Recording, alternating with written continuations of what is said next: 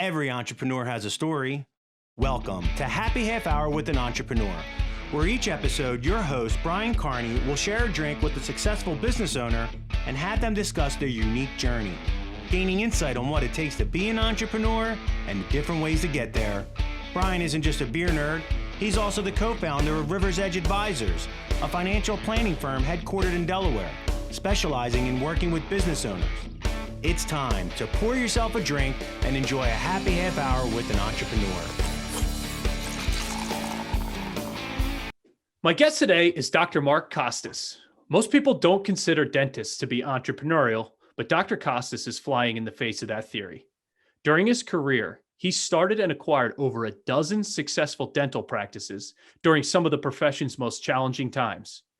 Not only is he an international keynote speaker, a #1 Amazon best-selling author, a podcast host with listeners in over 150 countries, but he's also the founder and CEO of the Dental Success Institute.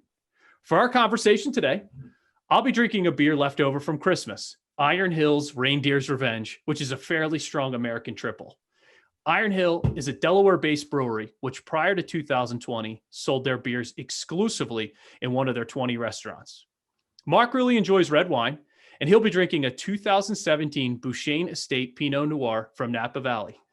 And with that, welcome, Mark. Cheers. Hey, Brian. Thank you so much for having me. This is a great format. I will do this as often as you'd like me to. I'm sure the listeners and the viewers will get sick and tired of me, but I love working and drinking red wine at the same time. Well, we'd welcome that. That'd be great. So let's start off. Tell us a little bit about your business and your background. Sure. So dentistry was never on my radar. I was an entrepreneur at heart. Okay. It runs deep in my family. I am told the stories of my grandmother who was a loan shark, and my mom would go collecting payments around their little village in the Philippines. So some of my mom's earliest memories, as early as 5 years old, that she would go collect monthly interest payments from the residents surrounding my grandma's compound. Wow, that's amazing. So entrepreneurship goes deep in my family. When I was 16 years old, I ran into a fence, the left field fence. I misjudged a fly ball and knocked out all 4 of my front teeth, broke my jaw, ended up in the emergency room, woke up, and I had my jaw wired shut, and all of my teeth were loose or missing. Wow. And 16 months following that collision, I recognized that I had a deep respect for the people that put my face back together. And it was dentists, oral surgeons, plastic surgeons. And so I decided that dentistry might be a good way to go. And upon a little bit of research, I recognized that dentistry was a lot more of an entrepreneurial pursuit than my initial interest, which was medicine. I wanted to be an orthopedic surgeon. So I decided to switch gears, and I took all the same classes that I would have if I was going to go to medical school, went to dental school, and became a serial entrepreneur inside of this profession. Wow. And, I've talked to guests in the past, one of our common friends, Dr. Paul Goodman from Dental Nachos. And we talked about how dental school doesn't really teach you how to own a practice or be a business owner. So was that your experience as well?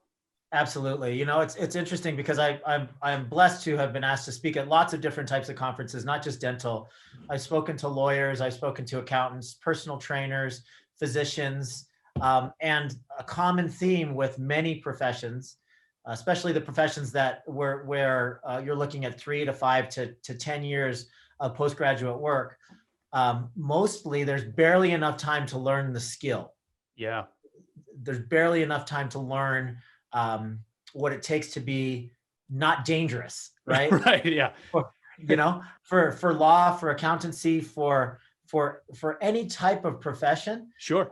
Even restaurant owners or anything, we are good service providers, and that's what we're comfortable doing. But there's no time to learn the business side of things. And Michael Gerber talks a lot about the entrepreneurial myth, the fact that if you are good at being a service provider, then people will flock to you and the business will figure itself out. It'll take care of itself because you'll be so inundated with business that you can make lots of mistakes and the business will still survive and do fine. Right. That's not necessarily true. In fact, in most cases, it's not true. Yeah, that does make a lot of sense. And well, it seems like the companies that you've started were birthed from your original profession. So how did that come to be?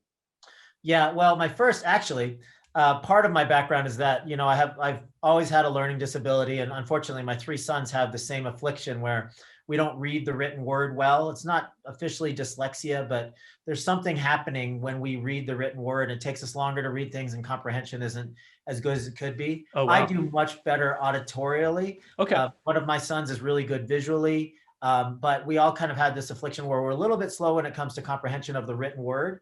So I always struggled in school. And for me, it was very difficult. So it took me, after I decided that I wanted to go into medicine, I had to figure out a way to get my GPA up and to have a decent enough application to get into dental school. Sure. So I applied for dental school over a 3-year period of time. I applied 21 times. Wow. I got 20 rejections, and I got accepted to one school.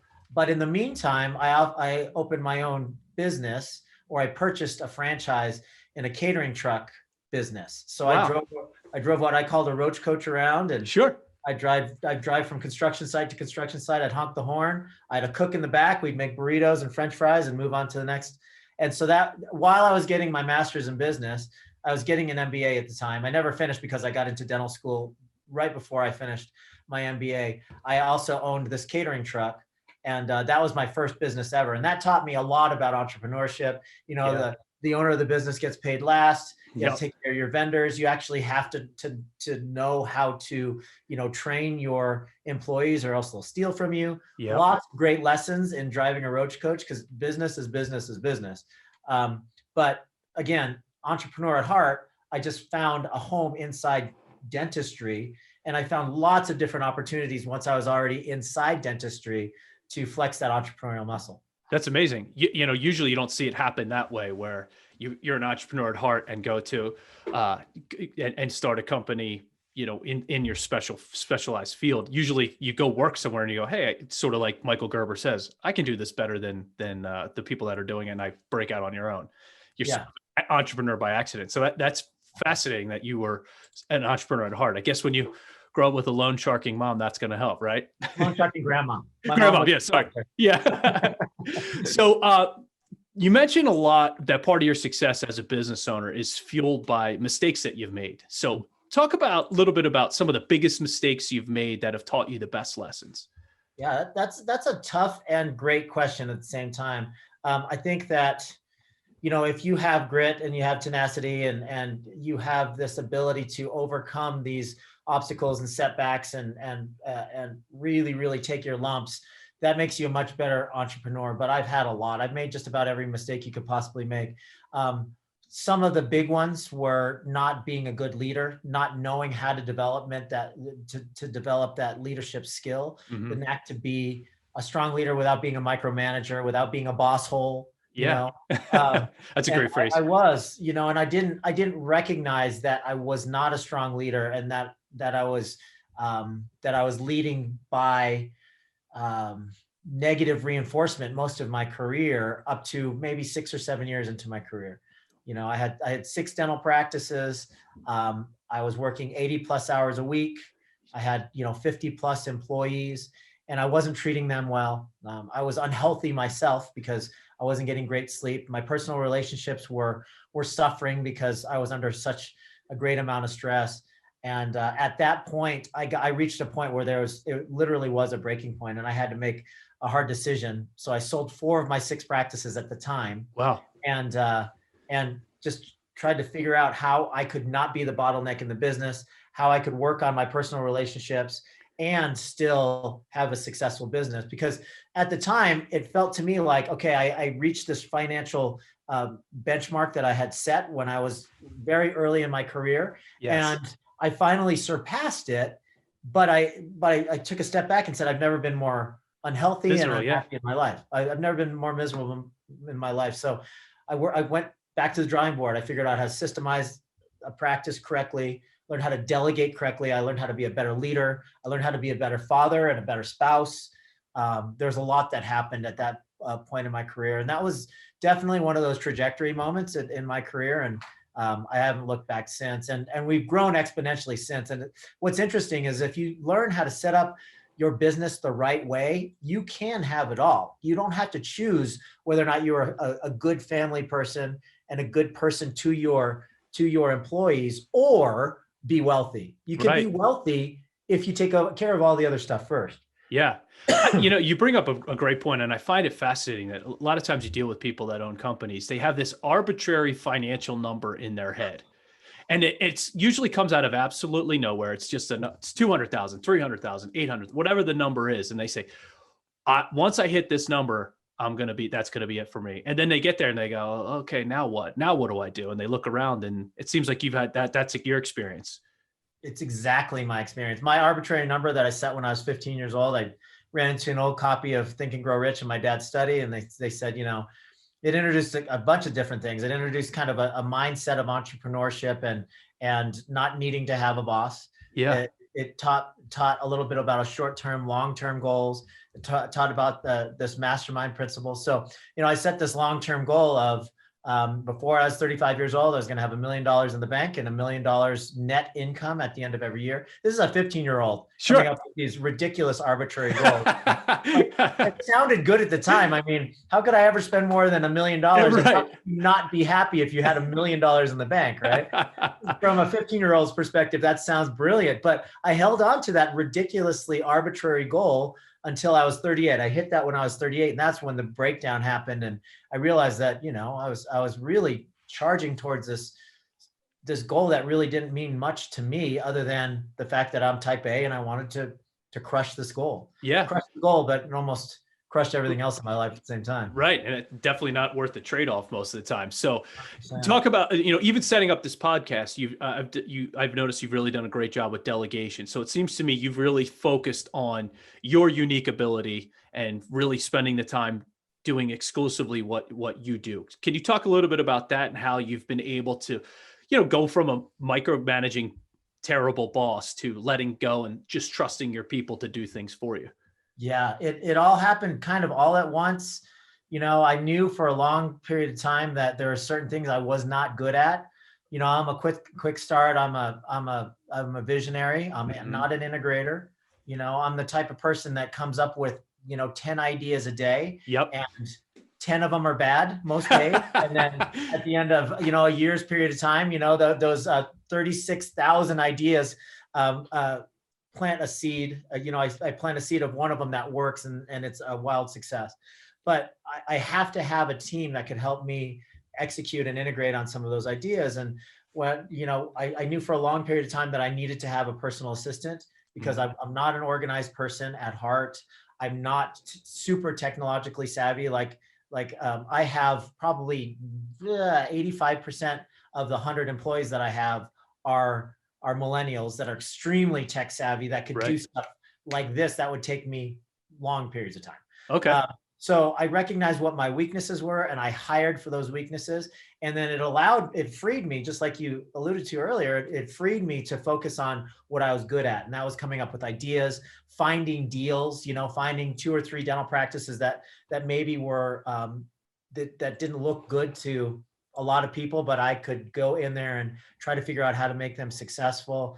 It allowed me to create a consulting company and a membership community. So those are the things that I'm good at, not the day-to-day integration and even management. I'm not a great manager, but it allowed me the space to find good managers and put them in the right seat so that I didn't have to do the stuff that I wasn't good at. Yeah. And if you ever have the freedom and you're as an entrepreneur, if you ever scale up to the point where you can afford an executive team, you can afford a personal board of directors, that's when things just really open up for you. All you have to do is get to the point where you can actually afford that. And that's when a true entrepreneur really blossoms. Absolutely. Well, so are these some of the things that you teach other dentists how to do as part of your core business? Yeah. Well, our core business is about helping dentists or business owners become more streamlined, efficient, systemized, and much more aware of how to trace a dollar through the inside of the business, right? Yeah. Understanding a P&L, understanding the difference between a balance sheet and, a cash flow statement, understanding where, where their marketing dollars are going and if they're allocated correctly. And then we move on to leadership, and then we move on to, potentially scaling that business without falling into the same traps that I did. We have this framework called the 4 Futures, and the 4 Futures I developed with one of our coaches, Alistair McDonald, and that was just because I didn't want to train a bunch of people to fall into the same trap that I did 6 years into my career. Right. I didn't want a bunch of people saying, Mark, teach me how to run this business so I can be a millionaire. And I know that once I hit this benchmark of financial security, I'm going to be happy. Right. Because I knew that the same thing was going to happen to them that happened to me if they followed my path. Yep. So we created this framework called the 4 Futures. It's mind, meaning, muscle, and money. And mindfulness is your ability to handle stress. It's your ability to take in new information. It's your ability to handle pressures gracefully with poise. That's the mind quadrant. And we train people how to do that. The meaning quadrant is making sure that you cultivate those relationships in your life that I almost imploded because of my, blind ambition. Right. Making sure that you have a greater purpose. You know the reason that you're here on this earth. You have an idea of how you're going to leave this earth a little bit better place after you're gone. Muscle is making sure that you're putting the right fuel into your body, you're getting the right amount of sleep, you're getting the right amount of exercise so that you're vibrant and energetic enough to be a successful entrepreneur, but also you're around long enough to enjoy it. Sure. Right? Yeah. And so once we really focus on those 3 futures, then we can talk about, all right, let's focus like a laser on this money quadrant, personal finance, and how to become wealthy in your business. And if you take care of all the other 3 quadrants, you don't have to feel guilty about being a wealthy entrepreneur because you know that you're spending sufficient amount of time on yourself, on your mindfulness, Right. on your relationships and your meaning. You're not killing yourself with all-nighters and caffeine and recreational drugs, Right. and shitty food. Yep. And then you can get to the money quadrant and you can say, this is all taken care of. The important stuff is taken care of. Let's go be rich. Yeah. You can do that without feeling guilty. Yeah, that's fascinating. It really is that nice balance of time freedom, fulfillment of a higher purpose, as well as money freedom, all kind of wrapped up into one. For sure. So you mentioned food, and I noticed on your Instagram page that you spent a year, a little bit over a year ago, you went vegan. Yeah. Are you still vegan? And how's that process been? And what did you learn by going vegan? Yeah, I'm still vegan. 1991, I'm aging myself, man. 1991, I was, I got to college and I decided to go vegetarian, and I went vegetarian for 2 years. But that meant that, cheese enchiladas and cheese pizzas and nachos and French fries were all vegetarian. So I actually was less healthy than I was before cutting out the meat. Exactly what I would do. I hear you. That's exactly what I would do. Junk food vegetarian, junk food vegan. I'm very aware of how you can fall into that trap. But yeah, way back then I cut out beef and pork. Way back then. About 10 years after that, I cut out chicken.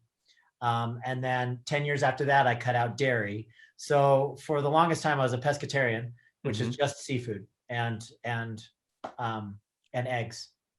About a year ago, September 17th, I decided that I would like to try veganism. And there's a few things that kind of went into it. I'm kind of a bleeding heart kind of guy. I love animals. Yeah. I'm a person that thinks that even domesticated animals have a personality and they feel pain. Sure. And they have anxiety when they're separated from their offspring. And to me, it's just heartbreaking. Like the mass production of livestock to me is one of the saddest things that we've done as a human species, I believe. I have no problem with my friends that go out and hunt for wild game and eat organic food like that and eat eggs, free range chicken. And I have no problem with any of it. It was just for me personally, it didn't fit my ideals. And there's a lot of, I mean, there's this, you could go back and forth. It's a very political issue too. I mean, you go on Everything YouTube, is now. oh, you type in veganism and people will, they'll call you an idiot and they'll call you any number of different things. But you know, there are some serious environmental consequences to the mass production of protein as well. Mm-hmm. So, you know, I decided to go vegan just over a year ago. Still vegan, still happy with it. I do find I lift weights every day. I do find it's difficult to build lean muscle unless you supplement. I do find as though it's difficult for me to maintain my weight. Yeah. But I've never felt better, more clear. There's certain things that you have to supplement, like vitamin B, vitamin D, certain micronutrients that you have to supplement. But I feel amazing. I don't see myself going back to fish anytime soon. Yeah.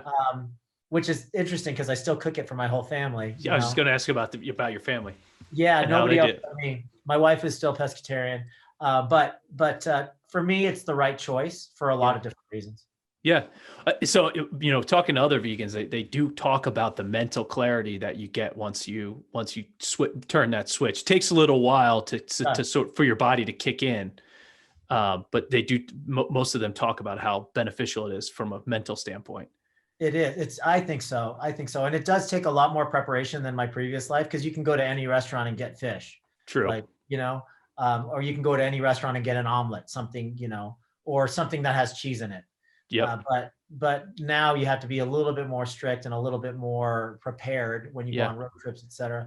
But, you know, I was very much into intermittent fasting, the 16-8 intermittent fast. Sure. I have a very difficult time doing both. Yeah. Because the weight just comes off too fast. But I will tell you that my experience with intermittent fasting has allowed me to go long periods of time without feeling stressed, without food, right? Yeah. I can easily knock out a 24 or 30-hour fast. Interesting. Right? So that means if I get on an airplane and I'm in first class, or they throw peanuts at me and coach, I know that I don't have to eat that shit in order to get to my destination. Sorry. Right. I don't have to eat crap. Yeah. Just in order to feel like my blood sugar is going to plummet, because my body is trained to go for long periods of time without having to eat food. All I need is some good bottled water and maybe just a little something after 24 hours just to keep going. And I don't get distressed. Hangry. You don't get hangry, as they say. I don't get hangry. No, Yeah. not like a lot of people. So, you know, most entrepreneurs, successful entrepreneurs who really, you know, are dedicated to doing something like veganism have a pretty strict routine to keep their body healthy. Yes. Talk a little bit about your routine and what you do, you know, more for, you know, sleep and working out and that sort of thing. Okay. So sleep is the one thing that I haven't wrapped my head around. I've been a short sleeper my whole life. I could get by very, very well on 5 hours. I don't know why. And I don't know if I'm going to pay some gigantic consequence at the end of my life. Okay, you're 58, unplug because of all the hours that you didn't sleep. You know, I don't know if it's lowering my lifespan, but sleep is one of those things. I have an Oura Ring and a Whoop, and it's constantly, both of those sleep trackers are constantly yelling at me for not getting enough sleep. And but sleep is the one thing that is not so tight on my regimen. I'm a short sleeper, so I'm up at 4:45, 5 o'clock every morning. Mm-hmm. I'm very big on journaling. We have a 4 Futures journal that we give out to all of our members that helps you track, you know, mind, meaning, muscle, money, gives you a space to just do some free form morning pages and journaling. There's a gratitude section on there. Your daily priorities are on there. So I start every morning at about 4:45 by journaling. Then I do a quick 10-minute guided meditation with the Calm app. Then I go into my home gym and I lift weights first, usually no longer than 20, 25 minutes. Then I hit the Peloton or jump rope or run for at least 25, 30 minutes. And then I go into my sauna, and then I take a cold shower, and then I'm off by 7 o'clock. That's great. The cold shower is really gaining popularity. How long have you been doing that? I've probably taken a cold shower every day for almost 2 years. Wow. That's no joke. I have a Whoop also. Just, you know, not to get too far sidetracked, but what are your thoughts about wearing a Whoop every day? The only thing I don't like about it is it's same thing with the Oura Ring. I feel pressure when it's sleep time stuff that makes me feel the pressure. It's like, okay, I need 8 hours. I'm an overachiever. I'm going to sleep really hard. Go. Yeah. You know, it's like you can't, sleep is one of those things that you can't over analyze, because then you'll get inside your own head and it'll actually have a detrimental effect. So the trackers, sometimes I love them for fitness. Yeah. But a lot of times for the sleep aspect of it, it makes my sleep worse. Yep, for sure. I agree with you on that. So you talk about black belt habits. You teach black belt habits. Talk a little bit about what are those? Are those some of the things that you teach the people that work with you? Yeah, it's funny that how the black belt whole thing came about in our community. So we had, I started this thing 2012, our consulting company, and we started as a mastermind group. And what we would do is we would set these benchmarks for people. We'd say, let's get your production and your collections to this level, basically your revenue to this level, and your overhead to this level. And once we get that, then you're in good shape. Congratulations. And as the years went on, our members got more and more sophisticated. And we also started attracting more sophisticated types of people to our group, right? They weren't just novices right out of school, or they weren't just, mid-career dentists that were struggling and their overheads were way out of whack. We started attracting people that were already pretty sophisticated and just wanted to get to the next level. Sure. So we started having to categorize people like, okay, you're a white belt, your overhead's about 68%, and your revenue is at this, and your systemization score is at this, and your leadership score is at this, and your cultural assessment score is at this. We have a bunch of different benchmarks and percentages based on our self-assessments that we do on our clients to make sure that they fall into certain categories. And it's aspirational, right? If you come in at a no belt level because your overhead is way out of whack, you're not systemized at all, you're a terrible leader according to our assessments, right. You come in at no belt, you can go all the way from white to blue to brown to black belt if you really, really focus. And there's certain benchmarks that you hit at each level, right? So it's pretty awesome because it's aspirational. It's not like, I just want to do better. Right. That doesn't help anybody at all. But if you say, I'm a no belt right now, and in 12 months, I got to get to blue belt, and here's exactly why I want to get there, and here's exactly how I'm going to do it, and this group is going to hold me accountable, and I'm going to hold myself accountable, and I'm going to get there, right? Yep. So black belt just means that you are extremely sophisticated. You have an overhead of, for dentistry, an overhead is less than 50%. Means that you're getting paid 30% for the production of the practice, which is dental services produced. And then you have 50% that's going to the fixed and variable expenses. Sure. So that doctor is going to have 20% profit. Okay. So that's a 20% EBITDA. That's what we would call a black belt level practice. And we found the more black belts graduate to black belts, we're having to create another phase, which is phase 4. And now we have like 1st degree black belts and 2nd and 3rd degree black belts, because people are just getting better and better at this. And more efficient, more profitable, more wealthier, and still watching their 4 futures scores at the same time. So yeah, that's how it evolved. Yeah. You're really changing the impact. You're really changing the trajectory of someone's life on multiple levels, which is, pretty amazing. Well, I appreciate that. And we make a big deal about it. When they get a new belt, we give them a belt. Sure. When they get their black belt, they come up on stage at our larger events, 800-900 people, and we give them the belt. Yeah. And we have a ceremony where they, just like they would in martial arts, they get a belt, it's their name is embroidered on there, and we tell a little bit about them. So it really is a rite of passage. It's something that nobody else. Awesome. Yeah, I love it. That's awesome. Well, talk about, we talked a little bit about in your intro how you have a podcast and you have listeners in over 150 countries. And, your podcast has almost 1,100 episodes. So 2 questions. Tell them a little bit about the podcast, and then you have interviewed some really cool people. So who's your favorite interview favorite person that you've got to interview? Oh, that's a great one. Thank you for asking. Yeah, we got the most downloads ever in October, 430,000 downloads in 1 month. Wow. We're well over almost 5 million downloads now total. 1,100, almost 1,100 episodes. We're all over the world, 150 countries. And there's some really cool podcast apps that quite easily track all that stuff. So there's heat apps, and you can see that people are listening in Antigua and Poland, and it's the weirdest thing ever. Really cool though.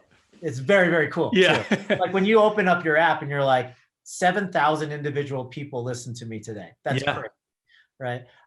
But some of my favorite guests of all time aren't necessarily. I have my favorite dentist guests, and I have my favorite, non-dentist guests. We've been really, really fortunate with some of the people that we've had on the show. We've had Rob O'Neill, who's the gentleman, the SEAL Team 6 guy that shot Osama bin Laden. SEAL Team 6 has been featured in Captain Phillips, Zero Dark 30, Lone Survivor. Yep. That's all SEAL Team 6. He's a fascinating guy. Oh, he's just the coolest dude too. Yeah. The coolest guy. I can't even imagine being that humble, knowing what he's gone through. And Marcus Luttrell, all those guys are just crazy, crazy dudes. Also, David Goggins, another really famous Navy SEAL, has been on. Robert Kiyosaki, who's the #1 business author of all time, 41 million books sold. He's been on. Let's see, we have Clayton Anderson, who's set some records for. He's an astronaut that's set some records for the amount of time that he's spent up at the International Space Station. Amazing. He was on. Those are all guys. We've had some really great women on as well. Yeah. But yeah, just I feel so blessed. It's like, why would you want to be talking to me? In any universe, why would you be interested in talking to me? But yeah, we've been so really, really fortunate about the people that have been attracted to the podcast. It's interesting too, because you can't see it, but I have memorabilia from all different types of people that I've shared the stage with. Different conferences. Like I have Bill Walton up here. He gave me a signed basketball. Sugar Ray Leonard gave me boxing gloves. Roy Jones Jr. gave me boxing gloves. Randy Couture gave me some gloves. We have Rob O'Neill's poster, and that's great. I love it. Duran. It's amazing. Like, I'm a dentist. I'm just a dentist from a small town of 35,000 people, and it's just cool what's been able to transpire from all of it. Yeah. So I have to ask you a question about David Goggins, because I've heard him on multiple podcasts. His book's fascinating. I read the book by Jesse Itzler, Living with a SEAL. Is he as scary in person as he seems on the radio? As and maybe scary is not the right word, maybe more intimidating?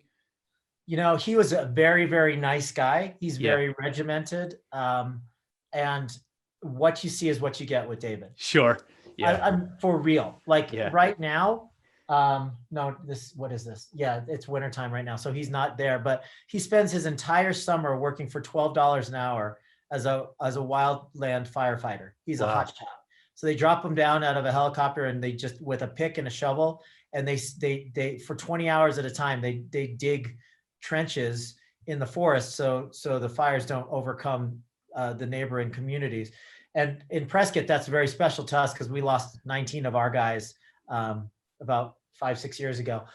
But he is the real deal. Like, he has not taken a day off running for like a decade. And, he's extremely intense, and for better or for worse, he's very, very disciplined. I mean, it doesn't always work out for everybody's life to be that regimented and disciplined and inflexible. Sure. But he is the real deal. He is exactly how he is portrayed in the media. That's kind of what I expected. Yeah. You mentioned speaking and being a keynote and have you always been a good speaker, or is this something that you had to get comfortable with, or is it something you always like to do? Because I think some people really love it and some people really hate it. So where do you fall on that? Yeah, I love speaking. I have to say that I remember the first few times I got up on stage, it was not pretty. It was actually really embarrassing to look back, and it's a skill that you have to develop. My mom always tells the story of I was always that kid that always had my arms wrapped around her leg and hiding behind her because I was so shy, painfully shy kid.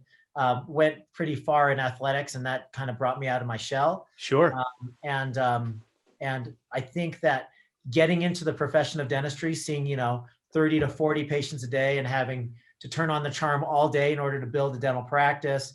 That was a lot of really great training. And then threw me up on stage after I figured out that you don't have to be super polished and you can just tell funny stories about when you ran into a fence or when you had your first back surgery, or like, when the story about your mom being, a collector for a loan shark. Those are the sorts of things that you could just be yourself. And once people realize that that's what people want to watch and hear and listen to anyway, the right people can just go out there and be themselves. Yeah, that's so true.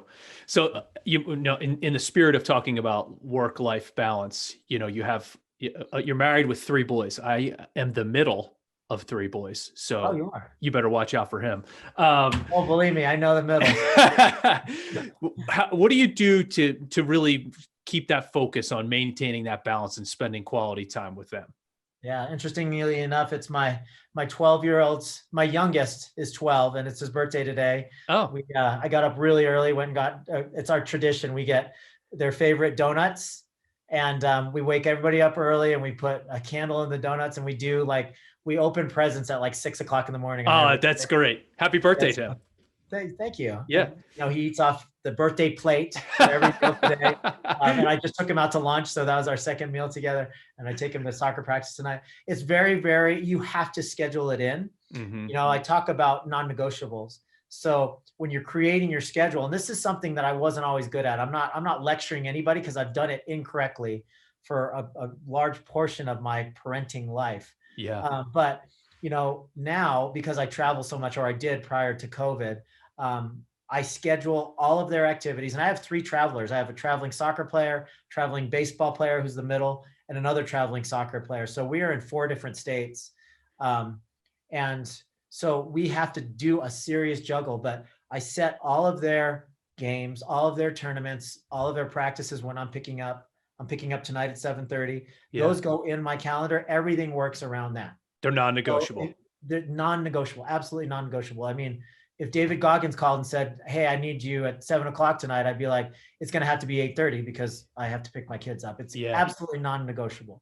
And once I learned to do that, it's liberating to have a schedule that you can't move so that everything else can move around it. Yeah, right? absolutely. Yeah. And for relationships too, if you want to have a successful marriage, you better get some non-negotiable dates in there for your wife or for your husband as well. Yeah. Somebody said to me one time, the most difficult part about having kids is that you sometimes forget to date your spouse.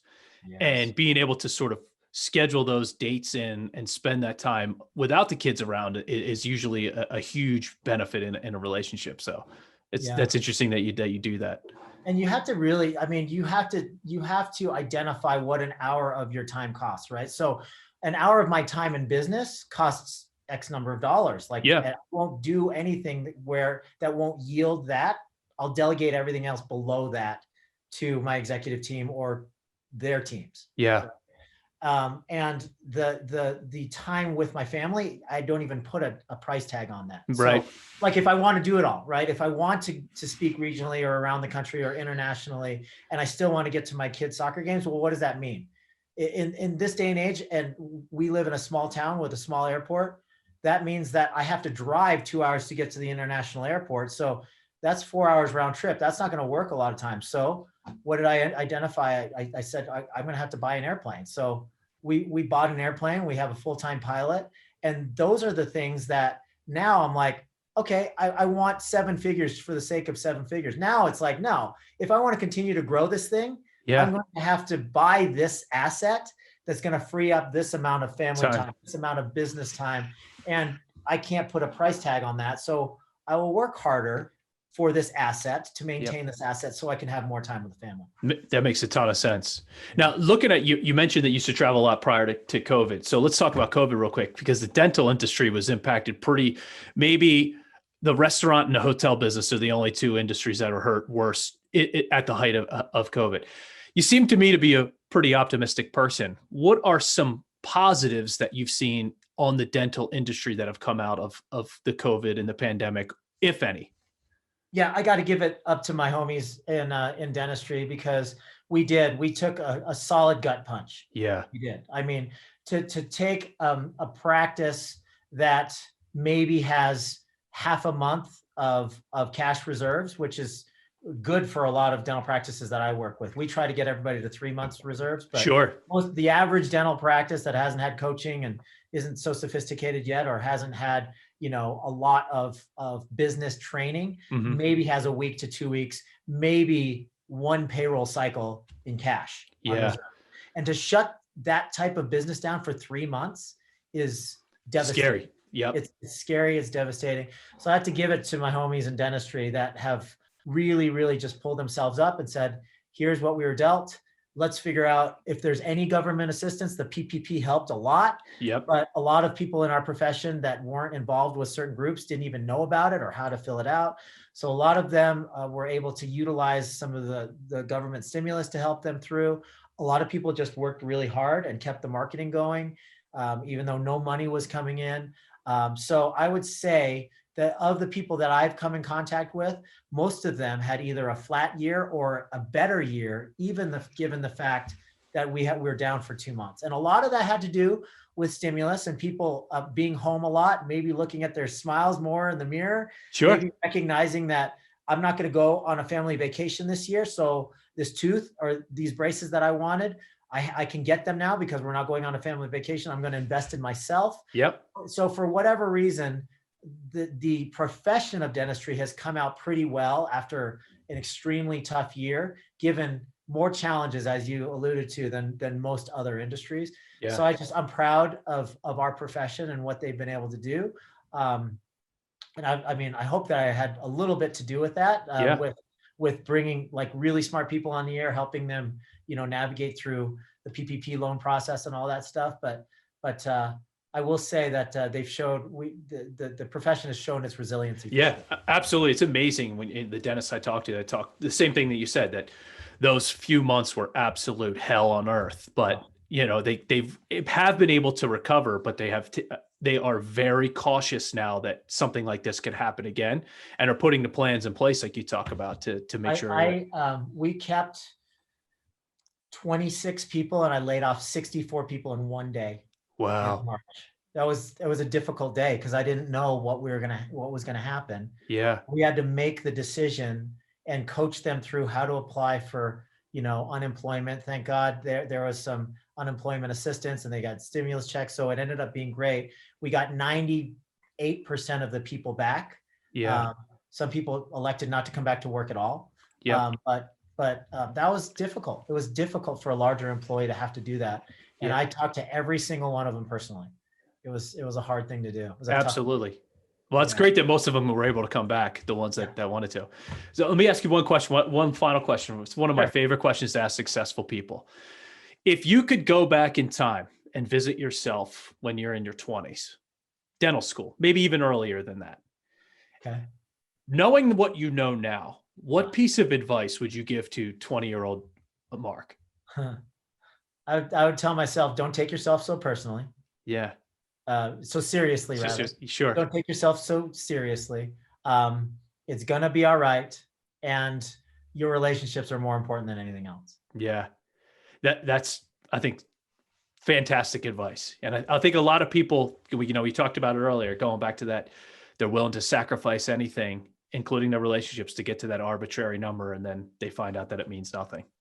That's right. That's right. Hey, and listen, I honestly believe, and I hate to beat a dead horse, but I believe that if you have some sort of framework where you're taking care of your relationships, and taking care of your personal health, and that's all squared away and you're still happy, there's no reason why you can't charge extra hard for that financial independence, for that to become wealthy.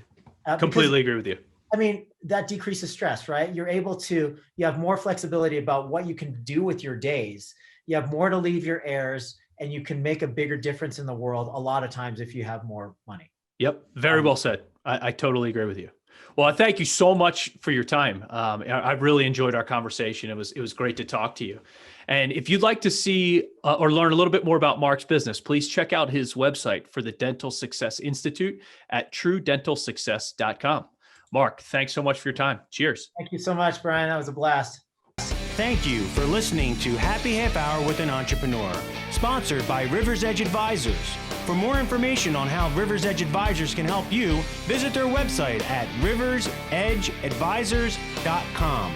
If you'd like to connect with Brian Carney for business advice or just to share a beer, follow him on Instagram at riversedgeadvisors_LLC.